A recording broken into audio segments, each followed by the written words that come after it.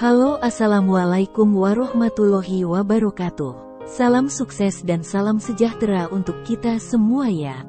Ketemu lagi dengan channel novel kita, novel kesayangan Anda semua. Mohon dukungan subscribe, share dan like-nya, agar channel ini bisa berkembang dan semakin bersemangat untuk menampilkan novel-novel terbaru ya teman-teman.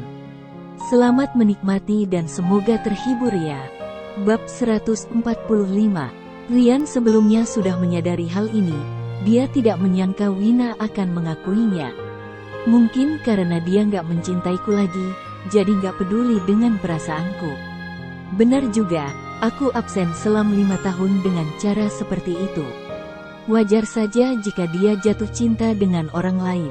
Tapi, kenapa begitu terasa sakit? Rian menutupi dadanya yang terasa sakit dan membungkuk.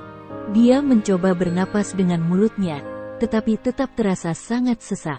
Dia sama sekali tidak bisa menghilangkan rasa sakit hati yang seperti dicengkeram itu. Tetesan air yang jatuh ke bawah tidak bisa dibedakan dari keringat atau air mata. Pada akhirnya, dia hanya bisa berkata, "Bagaimana dengan diriku? Bagaimana dengan dirinya?" Dia hanya hidup untuk Wina sejak masih kecil. Wina sekarang mencintai Jihan. Bagaimana dengan dirinya? Melihat ekspresi Rian, mata Wina dipenuhi rasa bersalah dan berkata, "Maafkan aku." Rian menengadah, mata merahnya memantulkan wajah Wina yang penuh rasa bersalah. "Aku nggak ingin maafmu, aku menginginkanmu. Wina, aku mohon berhenti mencintainya, berikan cintamu padaku lagi, ya." Rian meraih dan menggenggam tangan Wina yang dingin itu sambil berkata, "Mulai sekarang, aku pasti akan memperlakukanmu dengan baik, aku nggak akan pernah membiarkanmu terluka lagi. Kita kembali seperti dulu, saat masih berkuliah, hidup tanpa beban, oke?" Wina menggelengkan kepalanya dengan lembut dan berkata, "Ivan, kita sudah nggak bisa kembali seperti dulu." Rian sama sekali tidak percaya dan berkata, "Kamu berbohong padaku, kan? Kalau kamu benar-benar mencintai Jihan, kamu nggak akan mengatakan kata-kata yang kejam seperti itu. Aku tahu kamu sama sekali nggak mencintainya. Kamu hanya menyalahkanku, makanya berbohong padaku seperti ini." "Aku berkata kejam seperti itu karena dia nggak mencintaiku," sela Wina dengan tenang. Wina menyela Rian dengan santai, "Dia membeliku hanya karena aku mirip dengan Nona Winata. Aku hanyalah penggantinya. Sekarang Nona Winata sudah kembali dan mereka akan menikah. Itulah sebabnya, aku hanya bisa memutuskan hubungan dengannya." Alasan lain Wina adalah dia tidak ingin Jihan melihat kondisinya yang buruk saat menjelang kematian. Wina berpikir meskipun akan mati, dia ingin meninggalkan paras yang baik pada Jihan. Kelak, begitu Jihan mengetahui kematiannya dan masih mengingat dirinya, Jihan hanya akan mengingat wajahnya yang lembut dan cantik, bukan wajah yang pucat dan menyeramkan. Rian yang memandang Wina tiba-tiba tersenyum pahit. Kalau Wina hanya pengganti, kenapa Jihan masih menyentuh Wina setelah Winata kembali? Selain itu, Jihan dengan jelas mengatakan Wina adalah miliknya di depanku. Mungkin Jihan belum pernah menyatakan perasaannya kepada Wina, jadi Wina nggak tahu betapa gila rasa posesif yang disembunyikan Jihan di matanya itu. Meskipun mengira nggak dicintai, Wina tetap jatuh cinta padanya.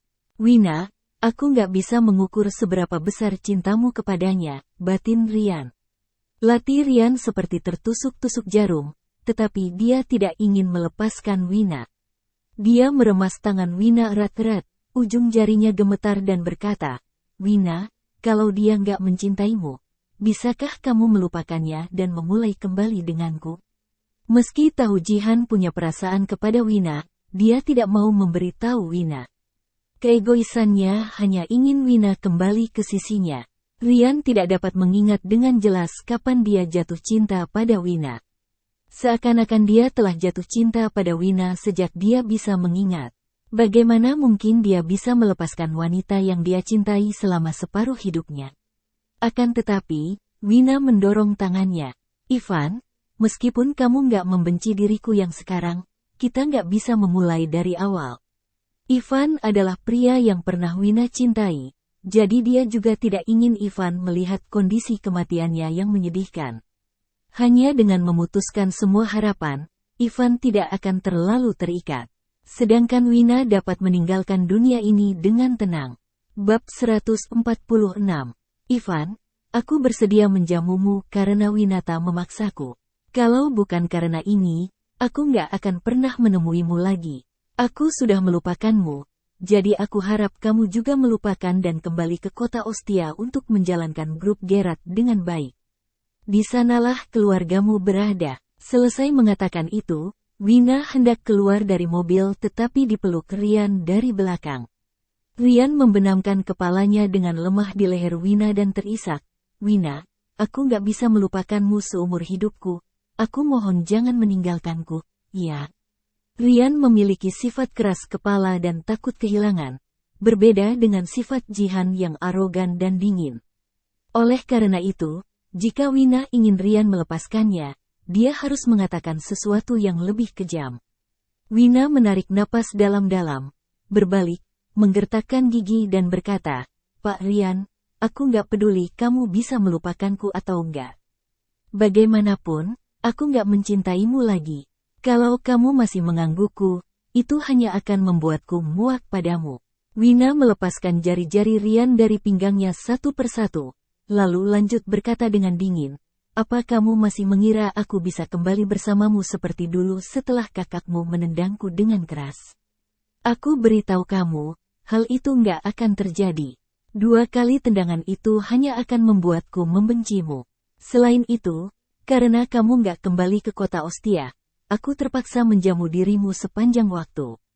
Hal ini juga membuatku semakin membencimu."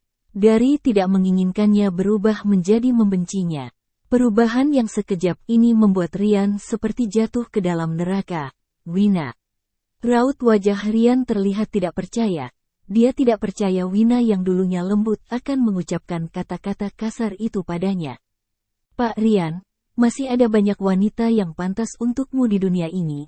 Untuk apa kamu hanya terpaku padaku? Lagi pula, aku nggak mencintaimu lagi." Mata Rian dipenuhi dengan kesedihan. Dia menatap Wina dengan tatapan kosong dan tidak tahu harus berkata apa. Wina mengepalkan tangannya, menekan perasaan tidak teganya dan berkata, "Aku nggak ingin menjamu dirimu lagi. Jadi lebih baik kamu kembali ke kota Ostia. Jangan pernah mencariku lagi di masa depan." Sungguh menjengkelkan. Setelah mengatakan itu, Wina turun dari mobil tanpa menoleh ke belakang. Di tengah pandangan kabur karena air mata terus mengalir tak terkendali dan di saat sosok wanita itu semakin menjauh, Rian tersadar kembali diamnya. Dia turun dari mobil dan mengikuti sosok itu dengan perasaan tidak rela. Wina tahu bahwa Rian mengikutinya, menghela napas panjang, tetapi tetap mengabaikannya dan naik ke atas sendirian. Wina tahu perasaan Ivan padanya. Ivan sudah menyayangi dirinya sejak masih kecil. Apapun pasti diberikannya. Setelah dewasa, Ivan yang ingin memberinya kehidupan lebih baik bekerja keras untuk menghasilkan uang. Oleh karena itu, sejak SMA, Ivan sudah bekerja paruh waktu. Pemuda seperti pasti sangat mencintainya sehingga rela memberikan segalanya untuknya. Namun, dirinya malah membalas cintai itu dengan jatuh cinta dengan orang lain dan sisa hidupnya kurang dari 2 bulan. Wina pernah bertanya pada Ivan apa yang akan dia lakukan jika meninggal duluan. Ivan menjawabnya akan ikut pergi bersamanya. Dia akan bunuh diri di depan kuburannya, tidak akan pernah membiarkan dirinya sendirian di dunia itu. Wina tahu Ivan adalah orang yang akan menepati janjinya. Sekarang Ivan sudah menemukan keluarganya, pasti tidak akan melakukan hal bodoh seperti itu lagi. Namun, Wina masih takut, jadi dia tidak berani mengatakan pada Ivan dia akan segala meninggalkan dunia ini. Wina masuk ke dalam apartemen kecilnya. Sementara Rian hanya berdiri di depan pintu, melihat ke pintu dan tidak bergerak. Pengawal yang mengikuti Ivan dari belakang semuanya tampak bingung. Mereka merasa setelah kepalanya kena pukulan, sifat Jihan sepertinya sudah berubah. Meskipun masih tetap terlihat elegan dan mulia, ada sedikit kesedihan di wajahnya. Bab 147. Wina tahu Rian tidak akan pergi begitu saja, tetapi Wina tidak mengusirnya karena tahu bahwa keluarga Gerard tidak akan membiarkan Rian membuang waktu di kota Aster. Dia pasti akan segera dibawa pergi. Setelah kembali ke rumah, Wina pergi mandi dan minum obat. Dia lupa mengambil obat khusus yang diberikan Lilia dan ponselnya. Karena ingin segera keluar, dia hanya mengenakan mantel Jihan dan membantu Rian keluar dari villa. Wina mengambil mantel yang memiliki aroma khas Jihan, menyentuhnya dengan lembut, seperti enggan untuk berpisah dengannya. Akan tetapi, teringat dengan kata-kata Jihan di telinganya, kelembutan di mata Wina seketika memudar. Surat perpisahannya masih ada tersimpan di dalam laci. Wina mengeluarkan selembar kertas yang bertuliskan, Jihan. Wina mengambil pena dan menulis di bawah nama itu. Dia bilang, jangan mengira aku akan mencintaimu. Ternyata dia tidak mencintaiku. Mungkin karena kejadian beberapa hari ini yang melelahkan, Wina langsung tertidur ketika berbaring di kasur. Penderita penyakit kronis cepat kelelahan dan mengantuk, jadi Wina langsung tertidur seperti sedang koma. Pria di luar pintu itu hanya bersandar pada pintu, tidak bergerak sama sekali, seolah menunggu Wina mengalah. Akan tetapi, setelah dia menunggu sepanjang malam, Wina tidak membukakan pintu. Sorot mata pria itu perlahan-lahan kehilangan semua warnanya. Kediaman keluarga Lionel. Seperti biasa, Lilia datang membawa peralatan medis untuk melakukan pemeriksaan. Namun, Rudy memberitahunya bahwa Wina telah pergi, jadi dia tidak perlu datang lagi. Lilia terkejut, tetapi tidak tahu apa yang telah terjadi kemarin. Dia mengira Wina sudah menemukan cara untuk pergi. Dia berpikir itu adalah hal bagus. Lagi pula, penyakit seperti Wina itu bisa meninggal kapan saja. Jika Wina meninggal di villa keluarga Lionel akan menimbulkan kesalahpahaman. Dia mengangguk kepada Rudy dan berencana untuk kembali ke rumah sakit, tetapi terdengar suara Daris memanggilnya. Lilia, Pak Jihan menyuruhmu naik ke atas. Setelah mendengar itu, Lilia tidak punya pilihan selain naik ke atas dengan patuh. Kak Daris, Pak Jihan mencariku, ada urusan apa? Daris adalah kakak sepupu Lilia. Mereka berdua bekerja untuk Jihan. Namun, Daris tumbuh bersama Jihan, jadi lebih dekat dengan Jihan daripada Lilia. Meskipun demikian, keduanya adalah tangan kanan Jihan. Kamu akan tahu setelah masuk. Daris memberi isyarat kepada Lilia untuk masuk ke ruang kerja. Lilia mengangguk dan mendorong pintu hingga terbuka. Pak Jihan, kamu mencariku? Jihan sedang duduk di depan ruang kerja sambil menatap layar komputer. Ketika dia melihat Lilia masuk, dia hanya meliriknya sejenak. Kamu berikan ini padanya. Jihan mendorong tas kulit kecil berwarna putih dan beberapa kotak obat di atas meja ke arah Lilia. Hanya sekilas, Lilia tahu barang-barang itu milik Wina. Beberapa obat itu adalah pemberiannya, tetapi kemasannya sudah diganti. Obat khusus untuk gagal jantung stadium akhir itu dipindahkan ke kemasan obat penyakit jantung biasa. Lilia bersyukur dia sudah mengganti kemasan obat itu sebelum memberikannya kepada Wina. Karena itu, Jihan tidak akan menyadarinya meski melihat obat tersebut. Baiklah, Pak Jihan, aku akan mengirimkannya ke Nona Wina nanti. Lilia mengambil tas dan obat-obatan tersebut, berbalik dan ingin pergi, tetapi dihentikan oleh Jihan. Pak Jihan, apa masih ada instruksi lain? Jihan mendongak, mengeluarkan sebuah kartu nama dan menyerahkannya kepada Lilia. Ini Dr. George, dokter dari Cameria. Saat ini dia sedang mencari jantung yang cocok dengan milik Wina. Selanjutnya, kamu yang menghubunginya. Lilia tentu pernah mendengar tentang Dr. George. Dia adalah seorang ahli jantung terkenal secara internasional. Jihan meminta Dr. George mencarikan jantung yang cocok untuk Nona Wina. Bukannya dia nggak peduli dengan Nona Wina. Kenapa dia membantu Nona Wina dengan meminta seorang dokter terkenal untuk mencarikan jantung? Apa mungkin Jihan? Bab 148. Kalau George menemukan jantung yang cocok, kamu bisa langsung membawa Wina untuk operasi transplantasi. Kedepannya, kamu nggak perlu memberitahuku apapun yang berhubungan dengannya. Kata-kata Jihan yang dingin membuyarkan spekulasi Lilia. Kalau Jihan peduli dengan Wina, dia nggak akan bersikap seperti itu. Tindakannya ini seperti ingin menyingkirkan Wina, jadi melakukan hal baik untuk terakhir kalinya. Apakah Dr. George dapat menemukan jantung yang cocok atau enggak? Apakah Nona Wina akan hidup atau enggak? Dia nggak peduli sama sekali.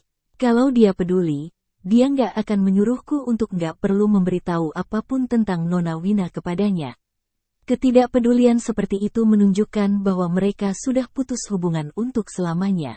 Sayang sekali, usaha Pak Jihan sia-sia. Kondisi Nona Wina saat ini nggak mungkin bisa menunggu jantung yang cocok. Setelah memikirkan hal tersebut, Lilia hanya mengiyakan perintah Jihan tanpa mengatakan yang lain dan pergi dengan barang-barang Wina.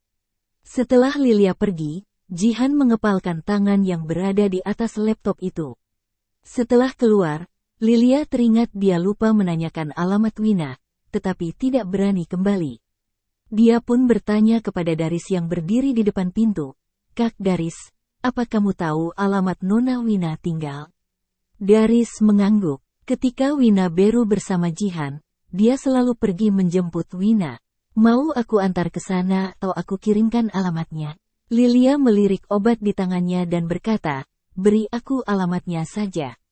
Pak Jihan mungkin akan memerlukanmu kapan saja, jadi kamu nggak bisa kemana-mana." Daris mengangguk, mengeluarkan ponselnya dan mengirimkan alamat Wina ke Lilia. Dengan bantuan navigasi, Lilia yang membawa barang-barang Wina pun sampai di depan apartemen kecil tersebut.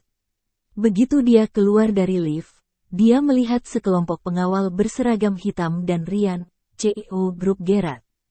Pria itu bersandar di pintu, terlihat sangat kelelahan, tetapi sekujur tubuhnya tetap memancarkan aura elegan dan mulia. Hanya sekilas, Lilia mengenali Rian. Alasan dia kenal Rian karena orang itu. Lilia belajar kedokteran juga karena orang itu.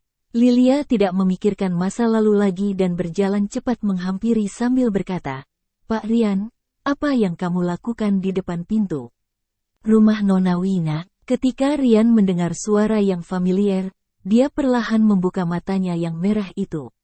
Dia sedikit terkejut melihat wanita di depannya itu. Lilia.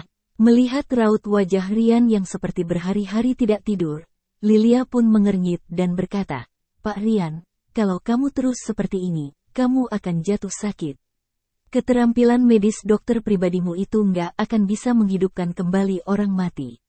Rian tahu bahwa Lilia sedang menyindir Yuno, jadi tidak membalas ucapannya itu. Dia tidak peduli dengan urusan mereka berdua. "Kenapa kamu di sini?" tanya Rian. Dibandingkan dengan dendam antara Lilia dan Yuno, dia lebih khawatir mengapa Lilia datang menemui Wina. Lilia melambaikan tas di tangannya dan berkata, "Aku mengantarkan ini."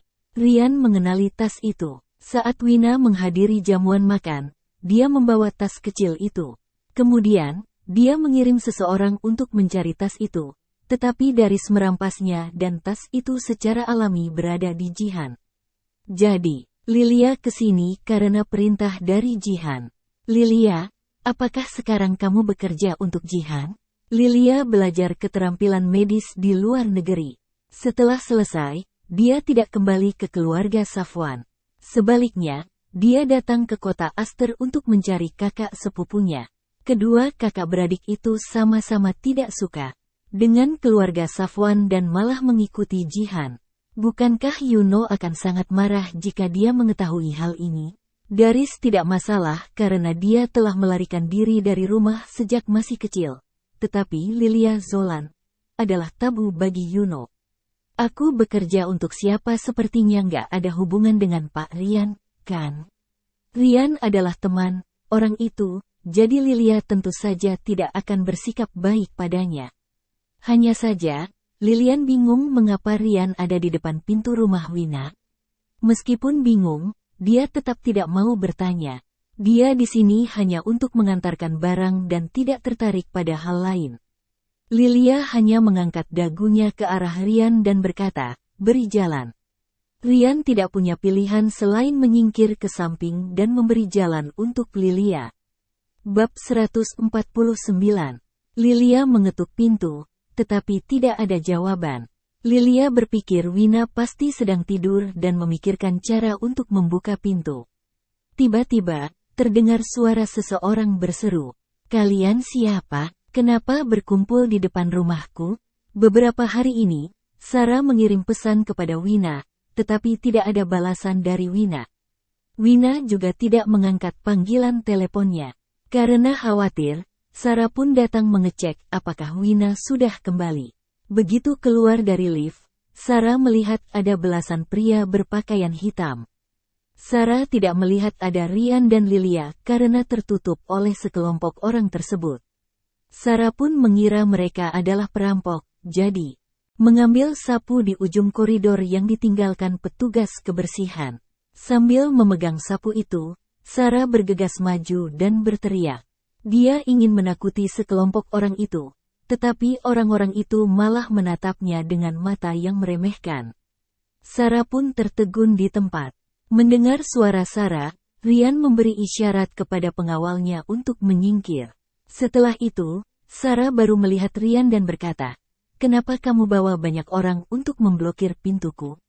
Sarah menatapnya dengan kesal. Dia sudah menendang Wina 2 kali, apa sekarang masih ingin menendang lagi? Rian menundukkan kepala dengan perasaan bersalah dan berkata, "Maaf, Kak Sarah, aku datang untuk bicara dengan Wina." Sarah meletakkan sapu di tangannya dan berkata dengan dingin, "Bukankah sudah kubilang dia berada di tempat Jihan?"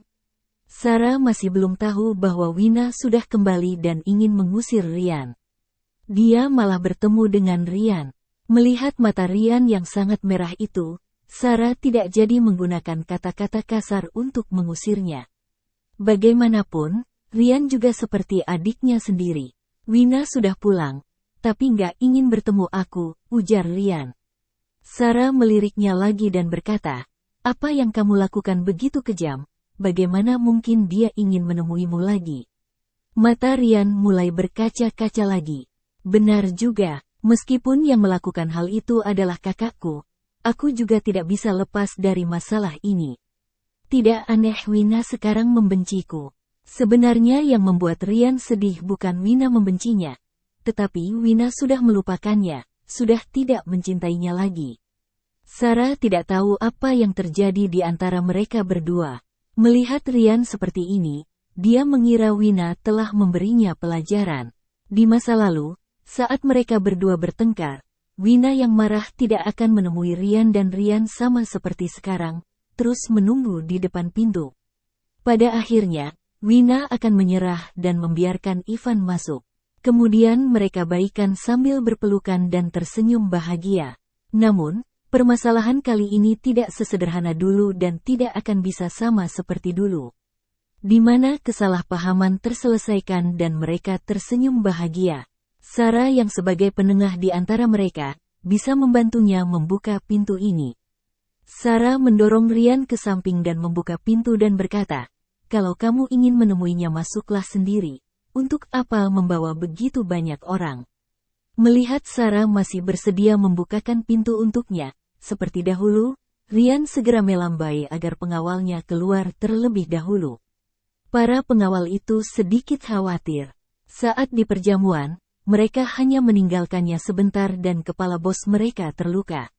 Sekarang, mereka sama sekali tidak berani pergi. Namun, setelah dilirik Rian dengan tatapan tajam dan dingin, para pengawal pun menurut dan pergi menunggu di bawah. Setelah Sarah membuka pintu, Rian mengikutinya, begitu pula Lilia. Sarah melirik Lilia dan langsung mencibir, "Pak Rian benar-benar hebat. Kamu datang mencari Wina, tapi masih membawa wanita cantik bersamamu." Lilia terhibur oleh perkataannya dan segera menjelaskan, "Dia dan aku nggak datang bersama." Setelah mendengar itu, cara memandang Sarah kepada Lilia menjadi lebih sedikit ramah. "Kalau begitu, kamu siapa?" tanya Sarah. Lilia memperkenalkan dirinya dengan sopan, "Aku dokter yang diundang oleh Pak Jihan untuk mengobati penyakit jantung Nona Wina." Setelah mengatakan itu, Lilia memperlihatkan peralatan di tangannya kepada Sarah. Ketika mendengar, Pak Jihan, raut wajah Sarah kembali masam. Dia sudah nggak menginginkan Wina lagi. Untuk apa dia masih peduli dengan Wina?